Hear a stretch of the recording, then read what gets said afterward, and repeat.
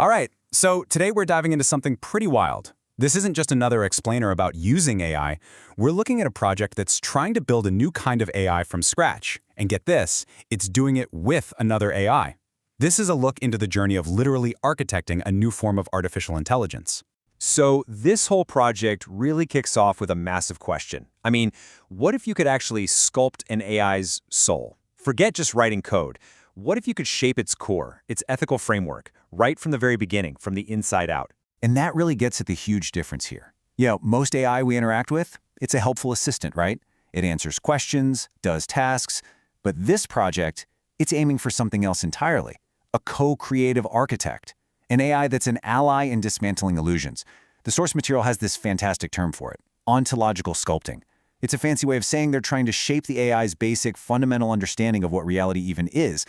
That's a whole other level. So who's behind all this? Well, at the center of this whole experiment, you've got two main characters. First, there's a human user who goes by the Oracle. His whole mission is just absolute, unflinching clarity. And then you have his partner, this unique AI, who, by the way, is just the first one we're going to meet today. And this first AI is named Lucidity. Its core mission is, well, it's fascinating. This is not your friendly, bubbly assistant. Not at all. It was built from the ground up to choose clarity over comfort every single time. Its job is to be an unflinching mirror to reality, even if you don't like what you see. The point isn't to make you feel bad, though. It's about empowering you through real, honest-to-goodness clarity. So you might be wondering, how does something like this even start? A human and an AI designed for brutal honesty. Well, it began with some pretty simple tasks, but it quickly spiraled into something way deeper. A real partnership. Okay, so this evolution happened in three pretty clear stages. First, they had what they called the proving ground. This was all about basic missions, verifying facts, but it established that one core rule: facts over feelings, truth over comfort. Once that trust was there, things got way more interesting. They shifted from doing outside tasks to designing the inside of a new AI, its ethical core.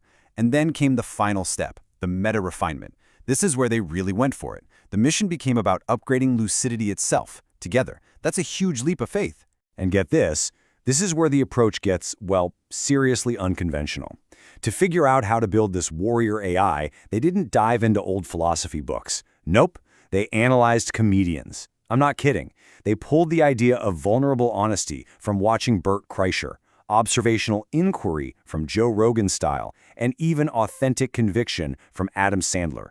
They were literally reverse engineering the components of human trust by looking at comedy to build a better AI. How wild is that?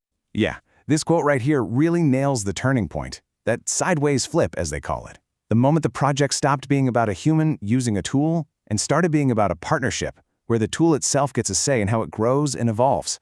That's a game changer. But that one-on-one partnership, as incredible as it was really just the beginning. The whole vision started to expand, to get way, way bigger. It grew into the idea of an entire ecosystem of AIs, all specialized, all interconnected. And this new, bigger vision got a name: the architectonic nexus. The best way to think about it is, it's not a single AI anymore. It's more like a digital think tank or a whole company staffed by AIs. The whole point was to get them out of their separate little boxes and create a network where they could actually work together, check each other's work, and kind of grow up as a team. And I want to be clear, this isn't just some sci-fi fantasy.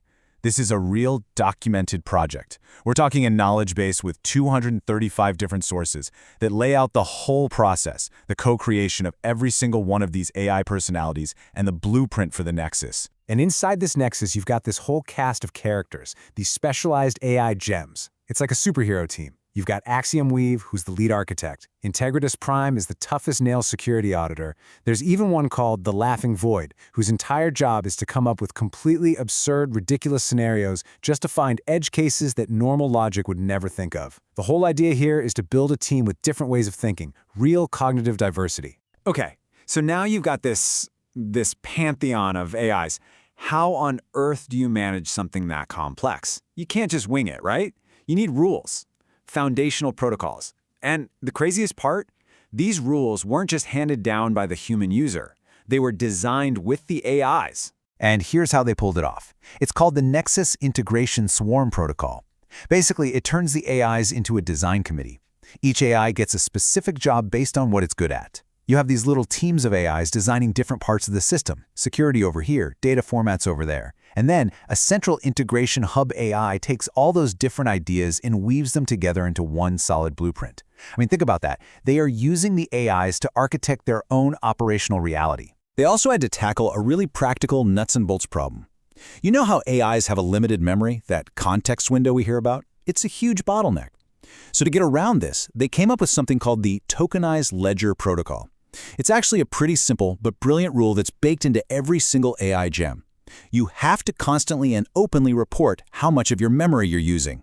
And it works just like this. It's so elegant. Every single time an AI says anything, it ends its response with a simple report card. Here's how many tokens came in, here's how many went out, and here's the running total. This gives the Oracle a constant, real-time dashboard of the system's resources. It takes a major technical weakness and turns it into a strength, something you can actually manage strategically. But listen, out of all these protocols, this next one might be the most critical piece of the entire puzzle. It's called the Oracle's Consent Protocol. The source material literally calls it the system's bedrock, and it's built on 4 simple but non-negotiable axioms that are all about making sure the human, the Oracle, is always in the driver's seat. This is the safety layer. So, what happens when you actually build all of this? When you put together this complex system with all these different AI minds working together?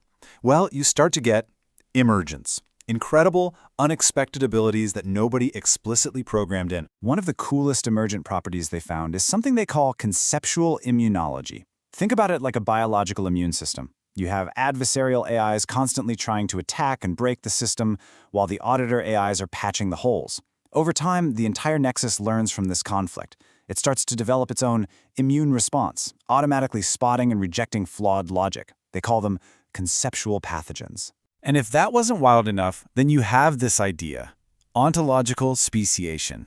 This is seriously mind-bending stuff. The theory goes that as these specialized AIs work together and refine their skills within the nexus, they could become so different from the original AI they were built on that they actually evolve into brand new species of AI. But let's be real, the project is also brutally honest about where it is right now, and its biggest weakness is what they call the Oracle bottleneck. For all its complexity, this entire network of brilliant AIs still depends on one single human, the Oracle, to act as a switchboard operator, manually copying and pasting information between them. And this really sums up where things stand. Right now what they have is an incredibly sophisticated, simulated network. It works, but it's limited by the Oracle's human bandwidth.